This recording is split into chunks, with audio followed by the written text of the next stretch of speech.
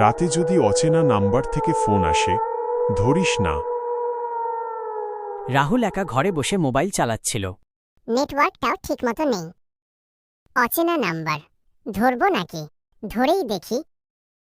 Hello Rahul, আপনি কে? আমি তুই। কি আজে বাজে কথা বলছেন? আজ রাত 12টায় তুই আর থাকবি না। রাহুল ভয় পেয়ে ফোন কেটে দেয়। ভাবল কেউ প্র্যাঙ্ক করছে। পাগল নাকি? ঘড়ি দেখ, সকাল 11:59। কে তুমি? ঘড়ির কাঁটা দুটো ঠিক এক জায়গায় এসে মিলল।